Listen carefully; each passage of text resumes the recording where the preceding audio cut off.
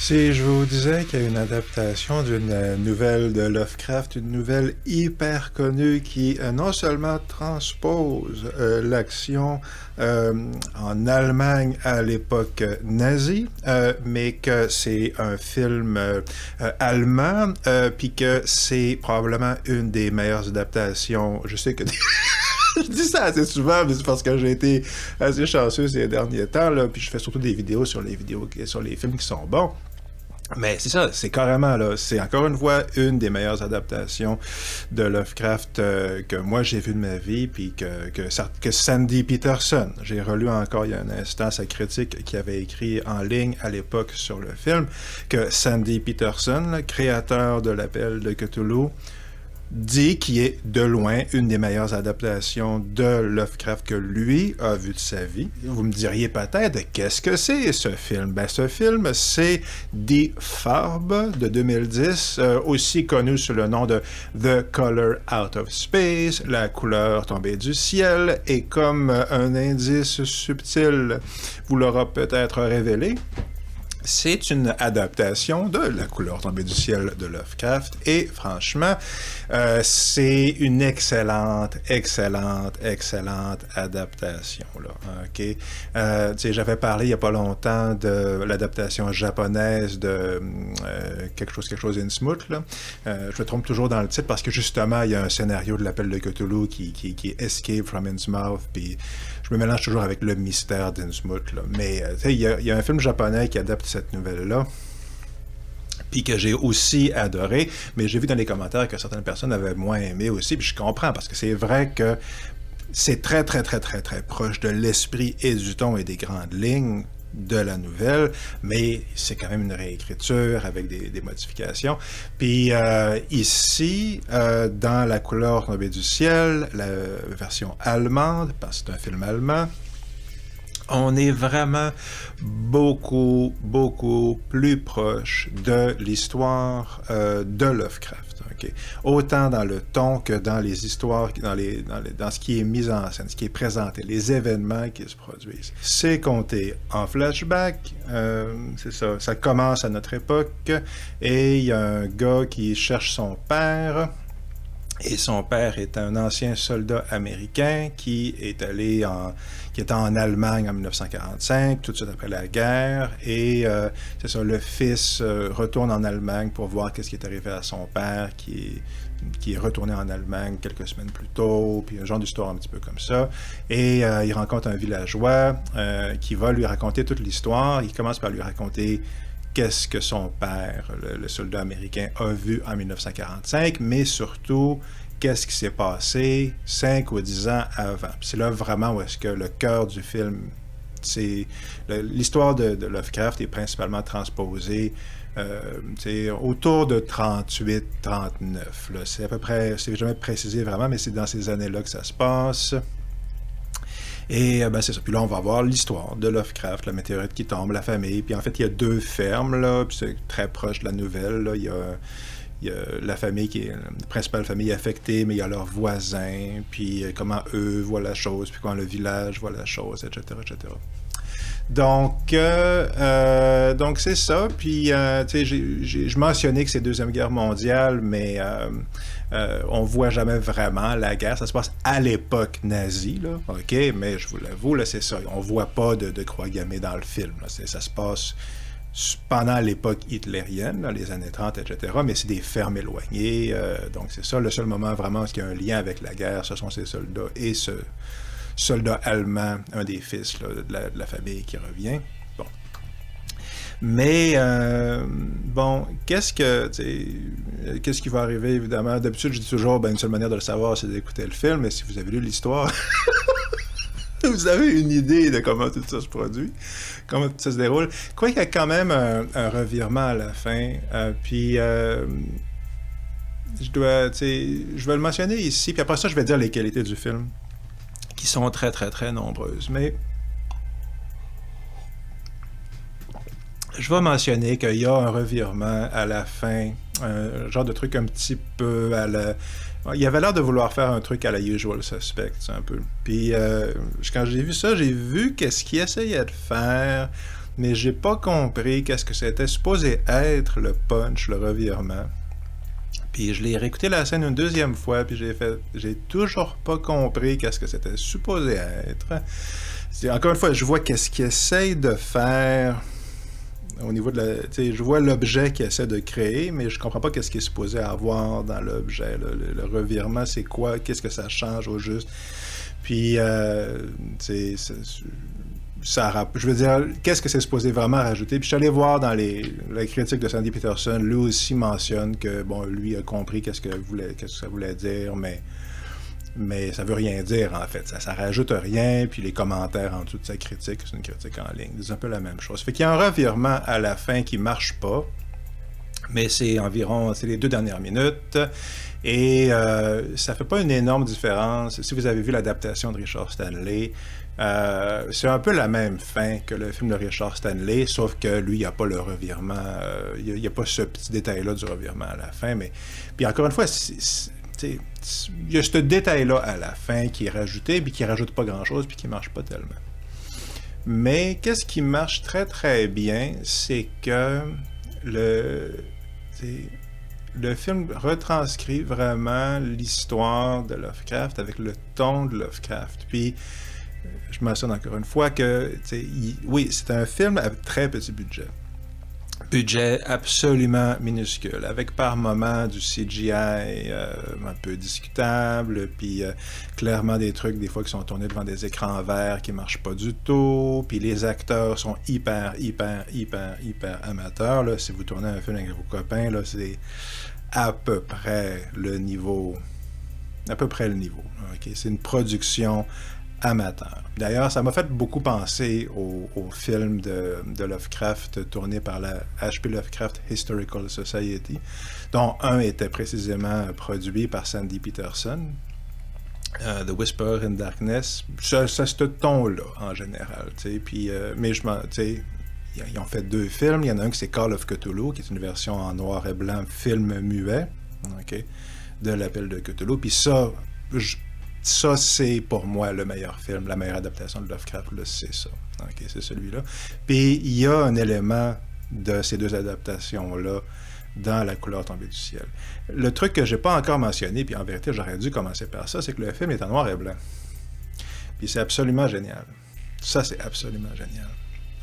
Parce que le film s'appelle La couleur tombée du ciel, voyez-vous? Puis toute l'idée, c'est que la couleur n'est pas perceptible vraiment par nos sens. Puis le film est pas toujours très habilement réalisé, mais déjà il essaie. Le film essaie d'avoir une esthétique de film noir, si on veut, ou de film d'horreur, science-fiction des années 50-60, en noir et blanc.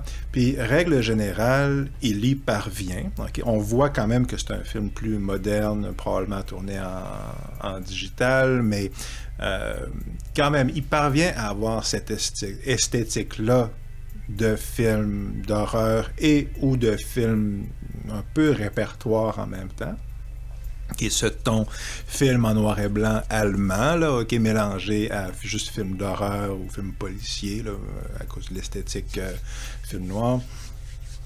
Mais ça marche hyper bien, là. C'est vraiment beau, puis c'est très réussi et très atmosphérique. Pas toujours adroit, mais règle générale extrêmement atmosphérique.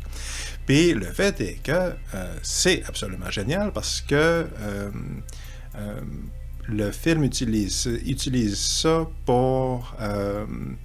il y a un effet comparable, si on veut, à la fille en rouge dans la liste de Schindler. La petite fille avec le manteau rouge dans la liste de Schindler. C'est une meilleure comparaison qu'on peut trouver, si on veut, parce que l'idée de la menace de la couleur tombée du ciel, c'est qu'elle est tout le temps là, mais ça prend très longtemps avant qu'on la voit, avant qu'on l'aperçoive. Puis en plus, au début, les mutations n'apparaissent pas tout de suite, et quand elles apparaissent, elles ont l'air bénéfiques, cette végétation luxuriante, etc., ces fruits et légumes gigantesques.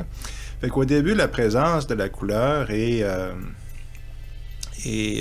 diffuse et en vérité invisible. Puis, ça prend au moins la moitié de l'histoire avant que vraiment, là, ça commence à embarquer. Puis dans le film de Richard Stanley, encore une fois, c'est pareil. Là, moi, pour moi, je l'ai vu au cinéma, la version 2020, là, puis ça a été de loin dans les expériences les plus terrifiantes que j'ai eues de ma vie. Là. En vidéo, ça le fait moins. Là. Je connais des gens, je connais personne qui a eu cette réaction-là, certainement, quand il l'a regardé en vidéo ou sur son téléphone. Mais dans une salle de cinéma, là, et tableau, c'est vraiment quelque chose. Puis, mais même là, dans le premier 40-45 minutes, il n'y a rien de ça. Là. C'est beau, et c'est très très beau, puis c'est impressionnant. Puis c'est ça, parce que l'idée, c'est que c'est un long crescendo d'horreur Lovecraftienne qui prend le temps de mettre les choses en place. Puis le film fait ça, la version allemande de 2010, puis utilise... Alors ce qu'il fait, c'est que on finit par voir la couleur, qui est une couleur violette, comme le choix par défaut pour la couleur tombée du ciel, essentiellement. Puis, dans la version Die Monster Die, la première adaptation de 1965, c'est plutôt... Eux autres sont plutôt allés dans le vert. Alors, comme ça... voilà. Mais ici, on est dans le violet et c'est à la minute 50. Ça prend 50 minutes avant qu'on commence à voir apparaître une teinte de violet. Et puis c'est justement... Tout le film est en noir et blanc. Puis quand vraiment... l'aspect maléfique là, de la couleur commence à se faire sentir dans la vie des gens, ben là, on commence à voir une touche de couleur violette dans le film. Puis plus ça avance, plus on voit justement des manifestations de cette couleur-là. Mais ça demeure quand même toujours assez retenu parce qu'elle est pas... on la voit à la fin, là. On la voit beaucoup plus à la fin. Encore une fois, c'est très proche de la version de Richard Stanley. Mais qui est... J'ai pas lu l'histoire depuis longtemps, mais c'est ça. Je pense que ils ont juste pris ça dans l'histoire. Là. Mais donc voilà, l'idée est que le film est en noir et blanc, mais la couleur, comme personnage et entité maléfique, se manifeste comme une couleur qu'on voit à l'écran. Puis c'est à la fois hyper simple et hyper intuitif, mais c'est hyper génial et brillant. Puis les trucs hyper géniaux et brillants, c'est souvent ça. On se dit, ben oui, c'est évident. Ben oui, c'est évident, mais personne ne l'avait fait avant. Fait que ça, c'est vraiment très, très bon. Puis une autre chose qui est vraiment, vraiment, vraiment très réussie, c'est qu'on a vraiment là, le climat d'horreur de la nouvelle, puis qui est vraiment basé sur cette longue déchéance, longue descente aux enfers, puis qu'on observe en partie, parce qu'on voit une partie de l'action du point de vue de la famille, mais on voit aussi une grosse partie de l'action du point de vue des voisins, puis des villageois. Puis encore une fois, dans la nouvelle, ça, en tout cas dans mon souvenir, c'est très, très, très comme ça, là. C'est précisément là, des fois la famille Gardner, ici c'est la famille Gärtner, je crois, mais c'est la même famille, je pratique le même nom. Ben, la famille vient en ville des fois, puis elle dit oui, là, la mère elle commence à être un peu bizarre dans la tête, on ne sait pas trop ce qui se passe, mais on pense que ça va mieux, on pense que ça va guérir bientôt, puis il y a vraiment l'idée que on voit la longue déchéance, l'inexorable chute de cette famille dans une horreur grandissante. Là. Puis encore une fois, à la fin, c'est vraiment horreur cosmique, là, qui est dans le sens où la sensation d'un cosmos indifférent et maléfique qui se fout complètement des souffrances atroces qu'il nous inflige, là, okay? Qui n'est pas mon point de vue dans la vie, mais qui était le point de vue de Lovecraft, puis c'est ça que ça raconte, OK? Bon, ben ça, cette idée-là, puis cette sensation-là, on l'a entièrement dans la nouvelle. Le film réussit parfaitement à retranscrire ça. Puis c'est ça, plus le film avance, plus les saisons avancent, ben plus on voit les effets, puis à un moment donné, on cesse, les villageois cessent de voir la famille, ils arrêtent de venir en ville, puis là, quelqu'un va voir qu'est-ce qui s'est passé, puis là, c'est vraiment la descente aux enfers, là. C'est comme aller voir dans la maison de la famille de Leatherface, là. C'est comme aller sonner à la porte pour savoir qu'est-ce qui s'est passé. C'est complètement différent comme type d'horreur, là, mais c'est un peu le genre de... Ouais, faut pas aller porter de la pizza chez Leatherface, là. Donc, excusez l'analogie. Mais bref, le film réussit vraiment, vraiment, vraiment bien ça. Puis moi, à plusieurs moments dans le film, puis plus le film avançait, plus je me suis vraiment senti, là, j'ai vraiment senti ce sentiment-là d'horreur, puis tu sais, l'impression de... Parce que tu veux que les... C'est ça, dans la nouvelle Lovecraft, dans le film de Richard Stanley, puis dans celui-là, tu vois bien que la famille n'a rien fait de pas correct, là, tu sais. Puis, tu veux qu'ils s'en sortent parce qu'ils ne méritent pas qu'est-ce qui leur arrive. C'est ça toute l'affaire aussi. Dans l'horreur cosmique, c'est l'injustice du truc. C'est l'arbitraire du truc. Okay. Puis, Richard Stanley a fait le film après la mort de sa mère qui a eu un cancer absolument terrible. Hein. Puis c'est ça que en vérité, c'est beaucoup de ça dont ça parle métaphoriquement. Ben, ce sentiment-là, OK, c'est le sentiment qu'on a dans la nouvelle en bonne partie, là, de pourquoi moi, pourquoi ça tombe, etc., etc., etc. Fait que, tu sais, un sentiment que... Voilà. Donc, le film produit ça. Le film fonctionne à ce niveau-là, puis c'est des émotions pas super rigolotes, mais... c'est ça la nouvelle, c'est ça l'intérêt, puis c'est le côté existentiel et encore une fois cosmique de tout ça. Fait que, ouais, même si, bon, il y a beaucoup d'imperfections au niveau, comme j'ai dit, des acteurs qui sont très, très, très amateurs. J'ai aussi trouvé que les acteurs... C'est un film allemand, mais j'en ai vu des films allemands des années 30-40, là... puis j'ai vu des photos d'Allemands, de Heidegger ou n'importe quoi. Quand tu regardes, ils se tiennent pas comme ces gens-là. C'est drôle à dire, hein, mais on voyait que les gens étaient beaucoup plus guindés à l'époque. Même dans l'Allemagne de Weimar, en vérité, là, il y avait une sorte de...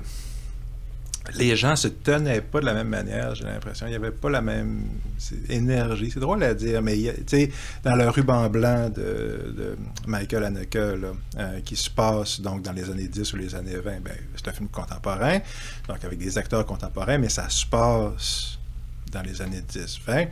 Puis quelque chose comme ça. Puis là, les gens sont justement beaucoup plus guindés. C'est beaucoup ça le sujet. C'est comment est-ce qu'en vérité, l'extrême répression sexuelle, en bonne partie, va finir par mener à des trucs comme le fascisme, le lien entre les deux, là, c'est le propos de Haneke. Fait que, puis c'est justement l'énergie des gens dans ces films-là qui, à mon avis, reproduisent vraiment là, le climat de l'Allemagne des années 30. Même les films, les films d'Olympique de Leni Riefenstahl, comment est-ce que les athlètes bougent, comment est-ce que tout le monde bouge. C'est beaucoup plus, c'est ça, guindé.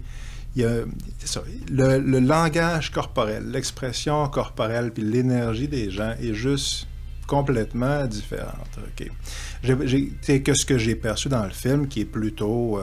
qui n'a pas ça, tu sais, puis je pense qu'honnêtement, c'est une des choses qui peut-être s'il y avait eu ça, OK, ça serait passé de ce film est une des meilleures adaptations de Lovecraft que j'ai vues, c'est vrai, là, OK, mais ça aurait vraiment monté encore plus d'un cran, là. Si Michael Haneke fait le même film, là...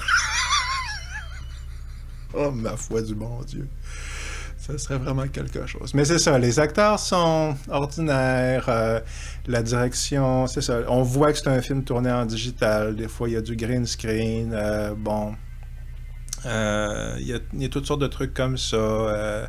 Il y a une abeille en CGI à un moment donné. Mais là, je pense qu'ils ont fait un... Tu sais, ça paraît que c'est du CGI parce que c'est une abeille géante, mais... Puis, bon, ça se voit, mais ça, je leur en tiens pas rigueur du tout, là. C'était mieux ça qu'une marionnette, hein. Ça fait qu'ils ont fait ça, puis ça, même, ça m'a pas dérangé. Mais c'est pour dire quand même que...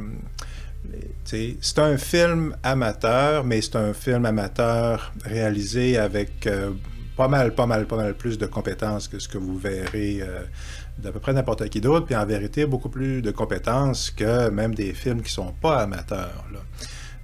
Des adaptations de Lovecraft foireuses, là, The Unnamable ou Unspeakable, des affaires comme ça, il y en a quelques-unes, hein, il y en a plutôt... il y en a beaucoup.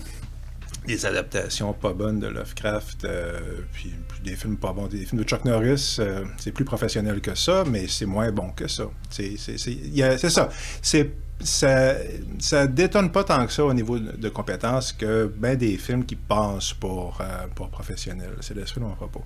Mais ne vous trompez pas, ça va quand même vous donner l'impression d'un film amateur, mais à un moment donné, quand l'horreur a vraiment commencé à embarquer, là, c'est vraiment venu me chercher bien solide, bien comme faut, puis l'horreur fonctionne. Puis c'est parce que c'est là qu'on voit aussi à quel point la nouvelle est bonne. C'est une bonne. C'est une vraie bonne histoire. Puis on peut dire ce qu'on veut du style de Lovecraft, là, qui justement peut être par moments assez alambiqué, quoique quand on comprend qu'est-ce qu'il essaie de faire, je pense que c'est... Il y a beaucoup de... Moi, je suis plutôt du style... dans le camp qui défend, en vérité, là, le style de Lovecraft, là, son écriture. Mais le fait est que, des fois, ces histoires peuvent paraître un peu moins habiles, c'est... Bon. Mais... c'est en regardant le film, encore une fois, ce film-là hier que j'ai réalisé à quel point, non, c'est un grand conteur. C'est quelqu'un qui est très, très bon pour raconter une histoire. Puis, La couleur tombée du ciel de 2010 est une excellente manière de raconter cette histoire-là. C'est ça. C'est une histoire comme au coin du feu. Au coin du feu, comme à l'époque des hommes des cavernes, ou peu importe, mais c'est une excellente histoire sur notre angoisse qu'on peut avoir par moment par rapport à notre rôle dans l'existence, puis notre place dans l'existence, puis certainement ce sentiment-là. Puis c'est aussi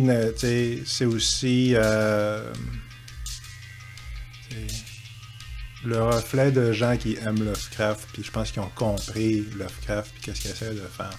Puis je pense que c'est vraiment pour ça que, encore une fois, c'est dans les meilleures adaptations de Lovecraft que moi j'ai vues, puis juste une excellente adaptation de H.P. Lovecraft.